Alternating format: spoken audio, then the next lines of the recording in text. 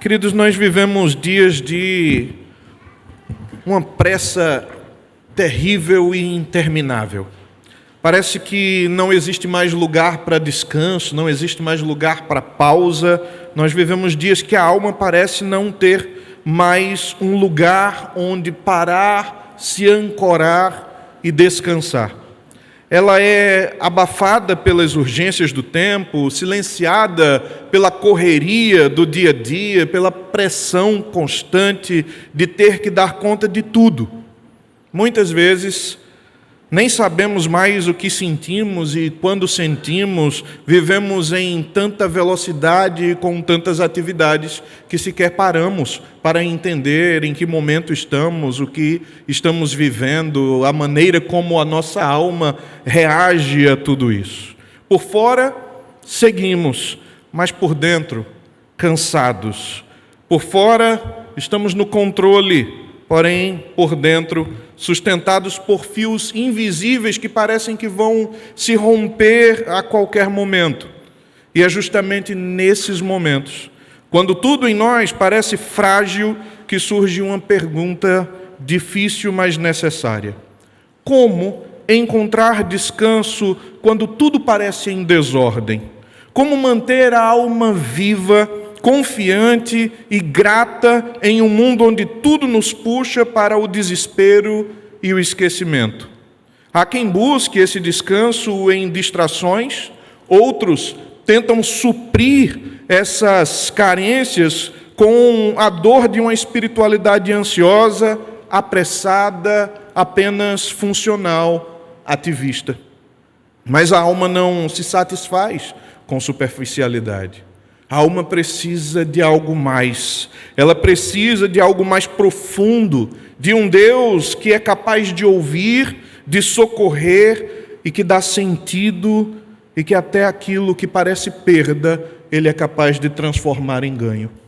Nós precisamos entender que quando nesse corre-corre do dia a dia, essa vida frenética, capaz de nos dar algo parecido como uma síndrome da pressa, é necessário parar, aquietar o coração, voltar-se para Deus, falar com Ele, ouvi-lo e responder diante dEle àquilo que nós necessitamos. É aqui que entra o texto que nós vamos ler hoje. Ele não nos traz teorias sobre paz interior, nem 7 passos para você ficar em paz consigo mesmo, mas ele mostra alguém que passou pelas cordas da morte, que foi ouvido por Deus e que agora vive com um novo senso de devoção. E para isso eu quero convidar você a ler o Salmo 116, contemplando a experiência de livramento que o salmista enfrenta e como, depois de ser ouvido por Deus, tudo isso que ele vive, toda a experiência que ele enfrenta, acaba promovendo na vida dele uma sincera devoção. Você então leia comigo o Salmo 116, atente para estes versículos.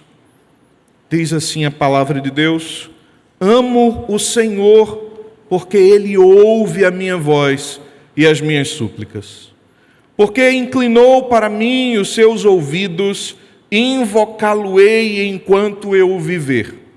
Laços de morte me cercaram e angústias do inferno se apoderaram de mim. Caí em tribulação e tristeza, então invoquei o nome do Senhor. O Senhor, ó Senhor, livra-me a alma. Compassivo e justo é o Senhor. O nosso Deus é misericordioso. O Senhor vela pelos simples. Achava-me prostrado e Ele me salvou. Volta, minha alma, ao teu sossego, pois o Senhor tem sido generoso para contigo. Pois livraste da morte a minha alma, das lágrimas os meus olhos, da queda os meus pés. Andarei na presença do Senhor na terra dos viventes. Eu cria, ainda que disse, estive sobre modo aflito. Eu disse na minha perturbação, todo homem é mentiroso. Que darei ao Senhor por todos os seus benefícios para comigo? Tomarei o cálice da salvação. Cumprirei os meus votos ao Senhor na presença de todo o seu povo. Preciosa é ao Senhor Preciosa é aos olhos do Senhor a morte dos seus santos. Senhor, deveras sou teu servo, filho da tua serva. Quebraste as minhas cadeias, oferecer-te-ei sacrifícios de ações de graças e invocarei o nome do Senhor. Cumprirei os meus votos ao Senhor, na presença de todo o seu povo, nos átrios da casa do Senhor, no meio de ti, ó Jerusalém. Aleluia. Vamos orar, vamos pedir a bênção de Deus para essa reflexão. Pai Santo, nós estamos diante do Senhor. E tendo lido a tua bendita palavra, nós queremos clamar ao Senhor, que o Senhor transponha os limites dos nossos ouvidos e da nossa dificuldade de compreensão, da nossa desatenção e da nossa pressa, e nos traga a quietude que precisamos, para que, sossegados no Senhor, as nossas almas possam descansar em Ti e ouvir a voz do nosso bom pastor. Fala conosco, para a glória do Teu nome, em nome de Jesus. Amém. Nós queremos falar sobre a devoção da alma que foi ouvida. O Salmo 116 faz parte de um conjunto conhecido como Halel egípcio. Esses salmos do 113 ao 118, eles tradicionalmente eram entoados nas grandes festas judaicas, inclusive na Páscoa. Era, portanto, um salmo cantado em memória da libertação do Egito, mas que também assumia caráter pessoal, como vemos aqui. Neste período específico, no Salmo 116, o autor, provavelmente um indivíduo não identificado, relembra um momento de aflição profunda que ele enfrentou, talvez à beira da morte, e celebra o fato de ter sido ouvido por Deus, socorrido por Deus, preservado por Deus. A estrutura do Salmo alterna entre memória da angústia e confissão de fé. Ele alterna entre gratidão e aquela agonia que, depois de ouvida a oração, transforma o desespero em adoração cultica.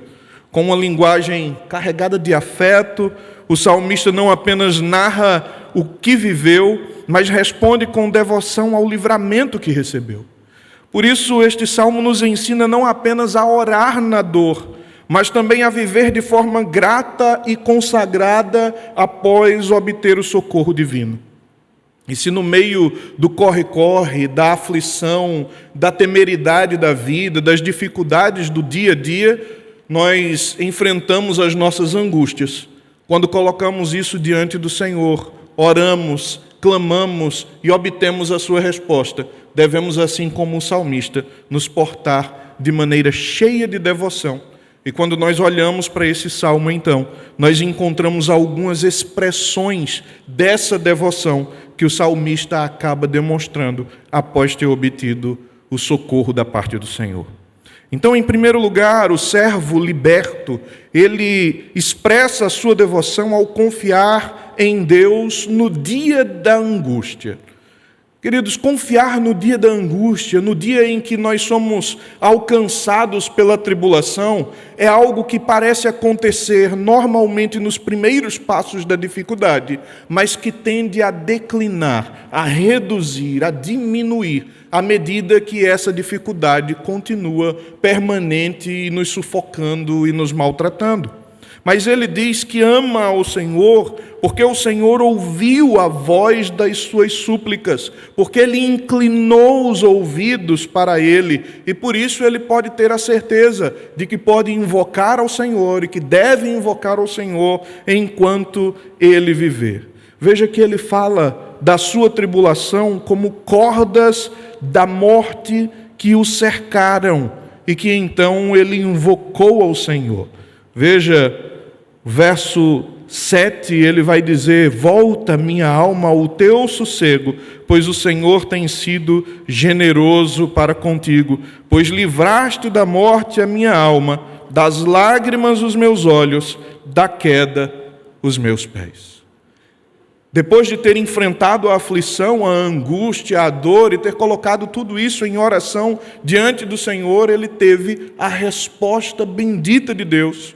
E essa resposta da parte de Deus, ainda que às vezes não venha no momento em que queremos, no tempo em que ansiamos, mas no tempo certo e determinado pelo Senhor, Ele é capaz de nos esclarecer, de nos mostrar que o Senhor é aquele que nos livra e que nos salva. Ele nos salva, sim, para o futuro, mas Ele nos salva também aqui, no tempo, na história, dos nossos problemas, das nossas angústias, das nossas dificuldades.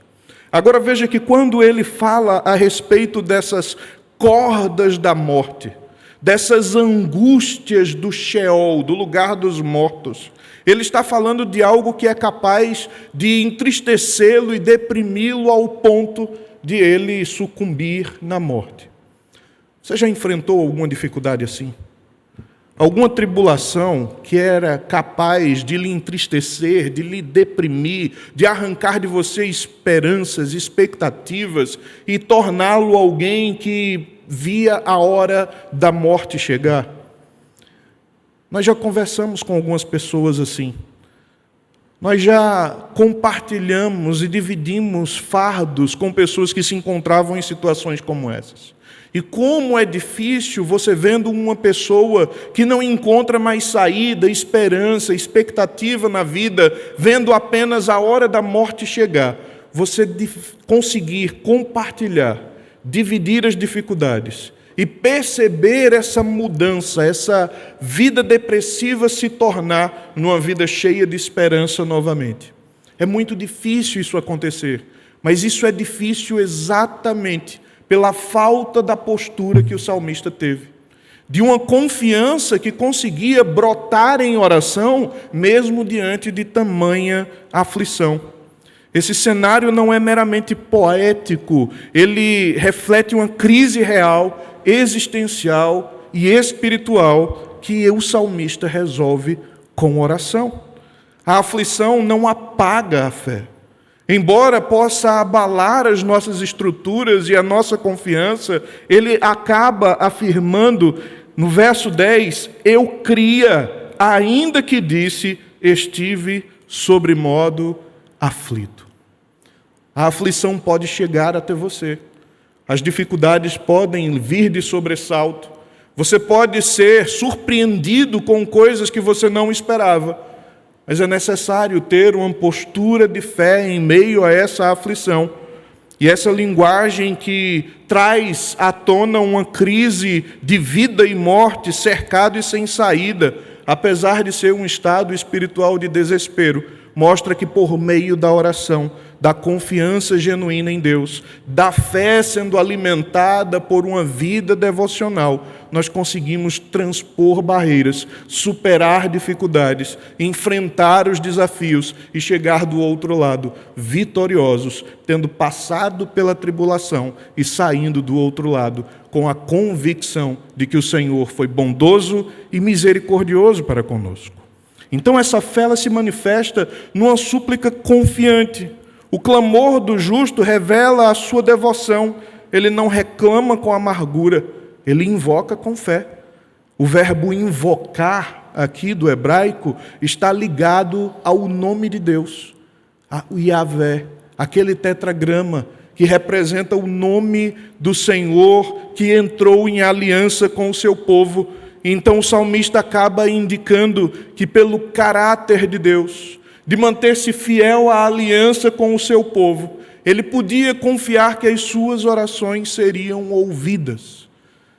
Se você lembra que Deus não é um Deus que vive no isolamento, mas que se relaciona com um povo, que entra em pacto, em aliança com um povo que Ele mesmo escolheu para si, e que Ele concede promessas nessa aliança, promessas a esse povo, e você recordar dessas promessas no dia da angústia, e no dia da angústia você clamar ao Senhor com a ousadia do seu coração, confiando na fidelidade do Deus que entra em pacto com o seu povo, certamente, meu irmão, ainda que o livramento demore a chegar, o seu coração começa a gozar naquele momento antes da vitória chegar, da quietude que a alma precisa e que só pode encontrar quando se depara com um Deus que é capaz de suprir as carências do seu povo. O Senhor não apenas livra, mas Ele acompanha, Ele sustenta com graça, mesmo quando parece sem fim, a angústia parece sem fim.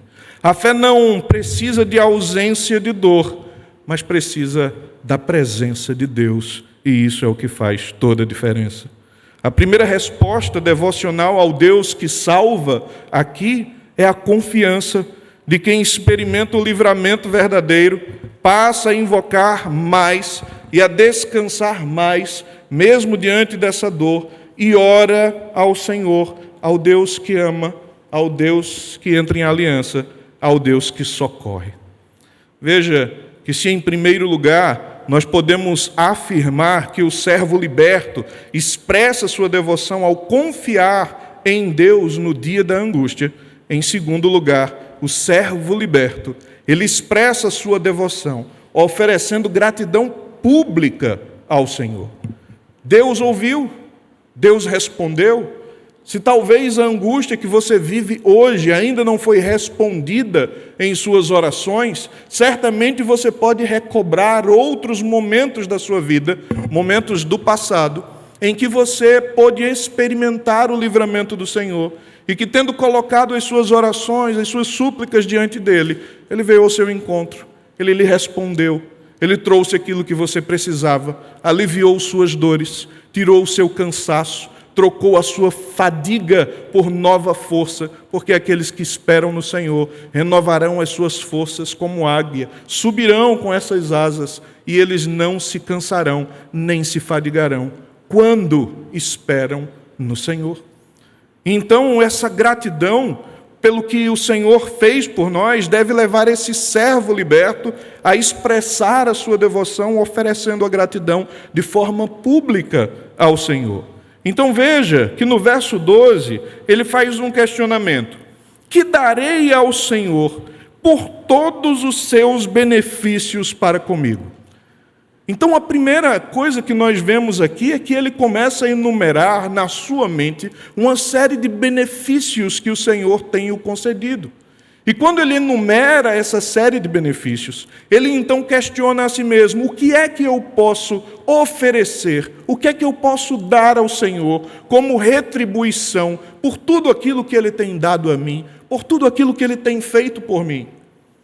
Ora, querido, se você for responder essa pergunta, certamente você vai procurar nos seus bens, nos seus esforços, no seu tempo, em tudo que você tem, todas as suas habilidades, e você não vai encontrar em você mesmo nada que seja suficientemente bom, suficientemente caro, suficientemente louvável, para que você coloque diante do Senhor como se fosse uma troca pelos benefícios que Ele tem concedido, como se fosse uma paga por aquilo que Ele lhe tem feito.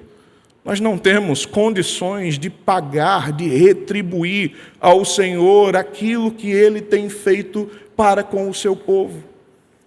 Então, a única coisa que nós podemos dar a Deus é o reconhecimento de que as suas dádivas são imensuráveis, de que as suas bênçãos são impagáveis, de que o seu cuidado é inalcançável e de que tudo aquilo que nós temos recebido, recebemos tão somente por sua bendita graça, sem que possamos oferecer nada em troca.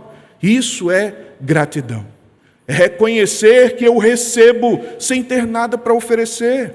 É reconhecer que Ele me concede, mesmo não vendo em mim riqueza nenhuma capaz de retribuí-lo. É gratidão, é reconhecer que tudo vem dEle, tudo é por meio dEle e tudo é para Ele.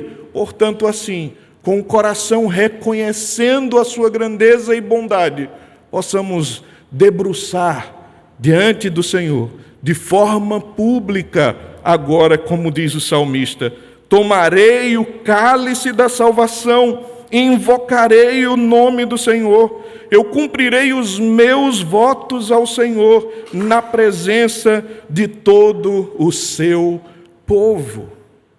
Tomar o cálice da salvação é saciar-se numa ceia que celebra aquilo que Deus operou em seu favor para livrar você da angústia da morte.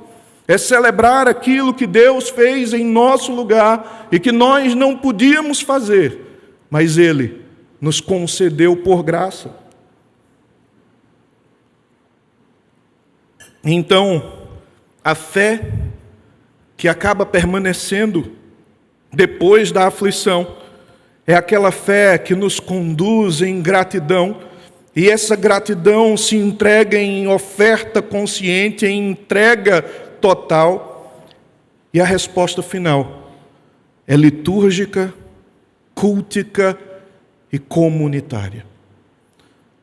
O crente que está em aliança com Deus e que sabe das bênçãos que recebeu e tem plena consciência do livramento que o Senhor nos concede ao longo da nossa vida, ele não pode reservar-se ao privado. Ele não pode deter-se tão somente no esconderijo do seu quarto.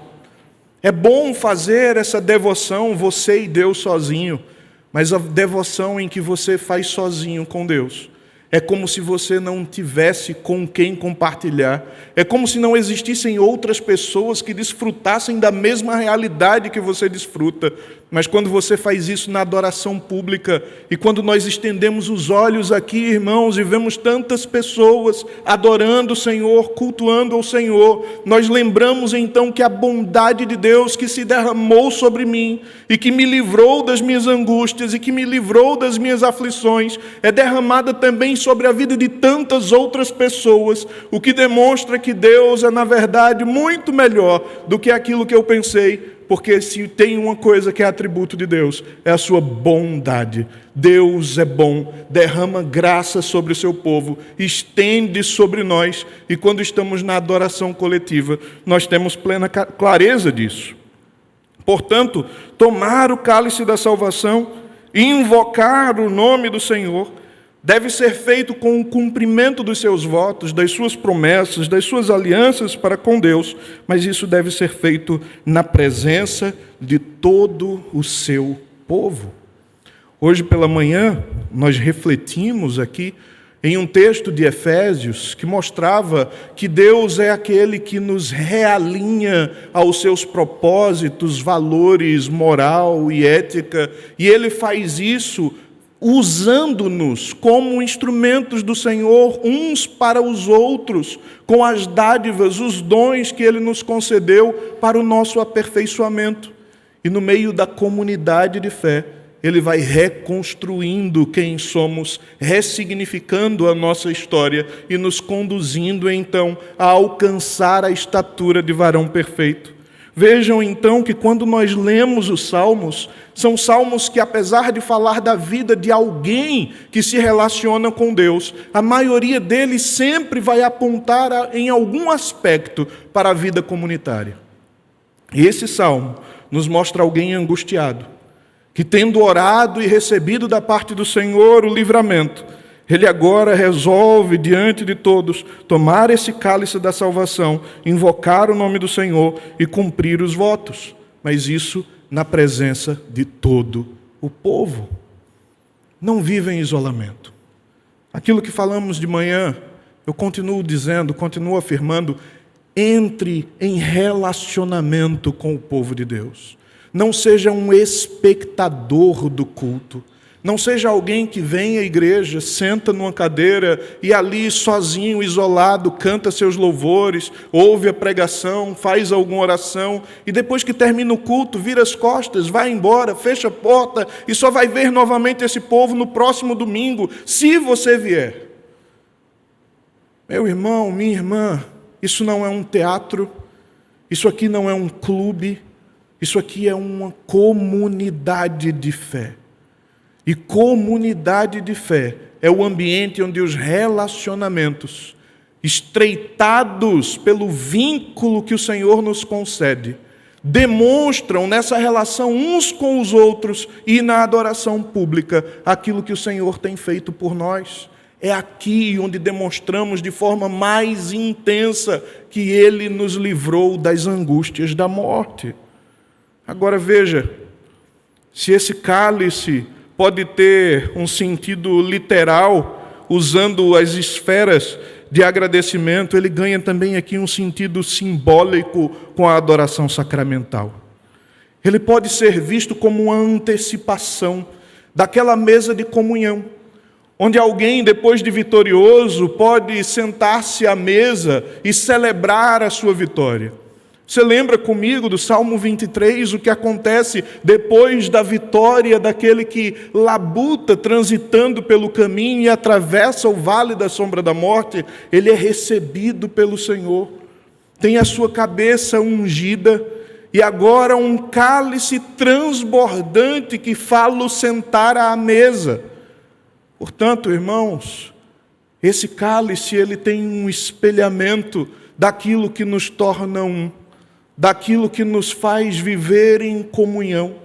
Esse cálice nos mostra que há algo que nos une, que nos faz muito mais do que um grande número de pessoas, mas que nos torna um só povo, um só corpo, o povo do Senhor.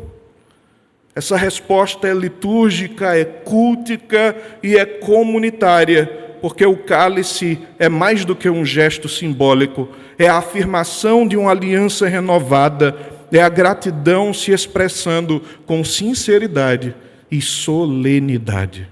Note como a adoração é pública e coletiva. Não basta amar o Senhor em secreto. Quem foi liberto se compromete diante da congregação. Mas se isso é verdade, irmãos, a segunda expressão de devoção do servo liberto como gratidão formalizada em culto, hoje muitos têm gratidão no coração, mas pouco fazem disso um compromisso visível. Eu não estou dizendo aqui que nós temos que ter dentro do culto um elemento do testemunho para todas as nossas reuniões ouvirmos alguém testemunhar daquilo que Deus tem feito. Nós estamos dizendo que quando nós estamos aqui reunidos, celebrando ao Senhor, e nós cantamos a Ele, e nós oramos em gratidão, e nós nos alegramos com a bênção do Deus Trino, nós estamos em coletividade, formalizando em culto, de forma solene, aquilo que muitas vezes recebemos de forma secreta.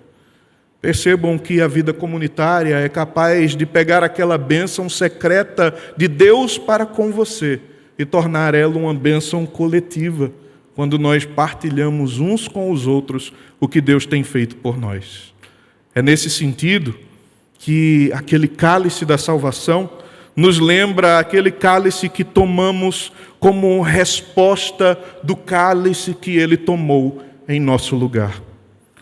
Em terceiro lugar, então, o servo liberto, ele expressa sua devoção adorando no culto, que reconhece o valor da morte redentora. Aqui está um versículo que muitas vezes nós lemos e interpretamos de uma forma meio equivocada. Veja que o verso 15 diz que preciosa é aos olhos do Senhor a morte dos seus santos, e nós costumamos associar isso a dizer que de alguma maneira Deus se alegra quando um crente morre. Não parece estranho isso para você? Não parece estranha essa interpretação? Dizer que é preciosa aos olhos do Senhor a morte dos seus santos, irmãos, não é a mesma coisa de dizer que Deus se alegra quando um crente morre. Dizer que essa morte é preciosa é pegar esse termo hebraico aqui, iaká, que tem um campo semântico muito mais amplo, que inclui valor intrínseco, algo nobre, algo digno, algo custoso, penoso, caro, dispendioso, que tem um significado também afetivo, algo caro ao coração. Portanto, o texto não sugere prazer na morte, mas um reconhecimento de que ela não é banal, nem esquecida por Deus. Ele assiste, considera e valoriza a morte dos que são seus, tanto no sentido de acolhimento final, quanto no custo histórico e espiritual da fidelidade até o fim. Nenhuma morte de um fiel é insignificante para Deus, ela é custosa, no sentido de ser observada com cuidado e até reverência pelo Senhor. O versículo afirma que a morte dos santos não é trivial. Deus não trata como apenas uma estatística. Ele se importa. Ele olha e aquilo é penoso. É um justo a menos numa terra que precisa de sal. Quando eu olho então para esse texto, quando eu percebo que a morte dos santos do Senhor é cara, é penosa, é custosa ao Senhor, não tem como não lembrarmos daquela morte que é custosa por excelência. Não há como não lembrar da morte de Cristo como a morte penosa por excelência. Pois se tem uma morte que era custosa para o Deus Pai, certamente é a entrega do Deus Filho. Que uma vez encarnado e nos substituindo, e enfrentando os mesmos desafios que nós enfrentamos, chegou à obediência perfeita até o ponto de morrer na cruz. E você já deve ter lido que naquele momento ele clama e cita o Salmo 22, dizendo: Deus meu, por que me desamparaste? E eu não quero dizer aqui, irmãos, que houve ruptura entre Deus e Cristo, uma separação, pelo amor de Deus, nunca mais diga isso. Isso é uma impossibilidade metafísica, você não tem como separar o Filho do Pai, eles são um, ele é Deus, mas existe ali um clamor, existe um lamento, existe uma angústia, existe algo que torna aquele evento custoso, um desafio tremendo, algo que esmagava o Filho de Deus, pecados lançados sobre eles, a humilhação que deveria ser nossa, uma morte vergonhosa, o peso de todo o pecado sendo pago por ele. Se a morte dos santos é penosa, custosa, preciosa aos olhos do Senhor, não existe morte mais custosa, mais penosa, mais preciosa que a morte de Cristo. Ele é o servo obediente de Isaías 53. Ele é o filho nascido sobre a lei de Gálatas capítulo 4. Ele é aquele que foi obediente até a morte de Filipenses 2. A sua morte foi mais do que nenhuma outra preciosa aos olhos do Senhor. Ele é o santo por excelência. Ele é aquele cuja morte torna possível o valor da morte de todos os demais santos. Ele é aquele que se identifica conosco e que carrega esse preço de forma tão preciosa, que agora, em pacto com o Senhor, em aliança com Ele, Ele agora pode olhar para nós e enxergar cada vida aqui presente como igualmente preciosa, porque se a morte é preciosa, penosa, custosa para o Senhor, é porque a sua vida é preciosa aos olhos dele. É porque ele olha e agora vê valor intrínseco. Não porque você tem uma vida espetacular, mas porque agora você se identifica com o Filho de Deus. Você está conectado a Ele, faz parte do mesmo povo, está ligado num pacto eterno. Por isso, quando o Senhor olha para nós e vê a justiça do seu bendito Filho, Ele enxerga a nossa vida com um valor eterno que tem a vida do Filho de Deus. Vejam, irmãos, o que fazer então, tendo essas verdades agora compreendidas pela nossa mente e absorvidas pelo nosso coração, fazer exatamente aquilo que o salmista fez. Senhor, deveras eu sou o teu servo, filho da tua serva, quebraste as minhas cadeias, oferecer-te-ei sacrifícios de ações de graças, e invocarei o nome do Senhor, eu cumprirei os meus votos ao Senhor na presença de todo o povo, nos átrios da casa do Senhor, no meio de ti, ó Jerusalém. Como não reconhecer que grande livramento, quando aquela preciosa morte, penosa morte, substitui a nossa irrisória morte e torna a nossa vida preciosa aos olhos do Senhor. Como não encher o coração de alegria e gratidão quando compreendemos essa mensagem e que isso internaliza dentro de nós, transforma a nossa realidade e nos impulsiona a uma nova vida. É quando compreendemos isso, irmãos, que isso, o povo reunido, faz todo sentido. E aqui, nessa congregação, com o povo reunido, é que nós devemos invocar o nome do Senhor, oferecer os nossos sacrifícios de louvor. É aqui que nós devemos recordar os votos que fizemos e cumpri-los na presença de todo o povo, com o coração cheio de alegria, nos átrios da casa do Senhor, no ambiente onde o povo se reúne para adoração, no lugar onde a nossa comunhão faz mais sentido do que em qualquer outro. É aqui, tendo experimentado o livramento maior que qualquer alma poderia obter, não de angústias de morte que poderiam nos dar algum senso de depressão, mas da morte que poderia nos arrancar para todo sempre da finalidade para a qual nós fomos criados. E tendo sido alcançados e livres dessa eterna morte, agora cheio de gratidão e de alegria, viver em celebração àquele que fez tudo isso por nós.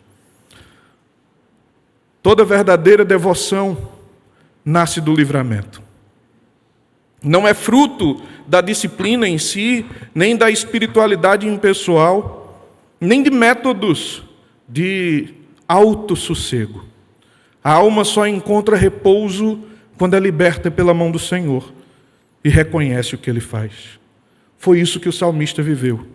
E veja que depois disso, entendendo que o Senhor o livrou, é que ele pôde dizer no verso 7, volta minha alma ao teu sossego, pois o Senhor tem sido generoso para contigo. Se nós começamos falando das angústias da alma, da pressa do dia a dia, dos problemas do cotidiano e de como isso nos tira o senso de realidade, de verdade e até mesmo a sensação daquelas verdades que estamos experimentando a cada momento, é na presença de Deus, cientes desse bendito livramento, que cada uma das nossas almas pode encontrar o sossego e a quietude que nós precisamos. Se as mulheres puderam ouvir durante esses dias um clamor dizendo, sossegai, estendemos a toda a igreja hoje o convite de, na presença de Deus e cientes do livramento, você poder também aquietar a sua alma, sossegar das aflições, ter convicção do amor de Deus, caminhar com fé e ter a certeza de que, tributando sacrifícios e louvor no meio de todo o povo, é que tudo faz sentido. Vamos orar? Bendito Deus, aqui estamos, Senhor, certos de que o Senhor nos livrou dos laços da morte. Jonas orou esse salmo quando em apuros estava. E nós encontramos no Senhor a resposta das nossas angústias e aflições. O Senhor nos livrou das angústias da morte.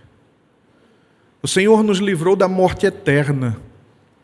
Naquela morte cara e preciosa ao Senhor, o Senhor fez as nossas vidas valiosas diante de Ti.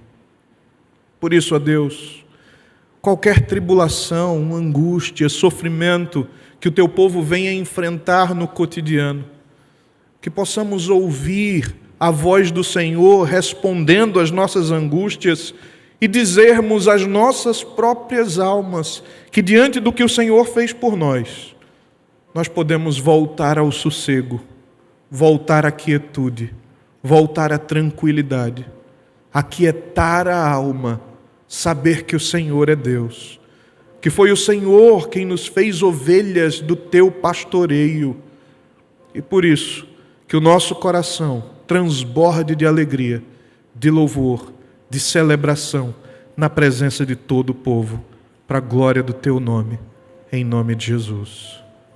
Amém.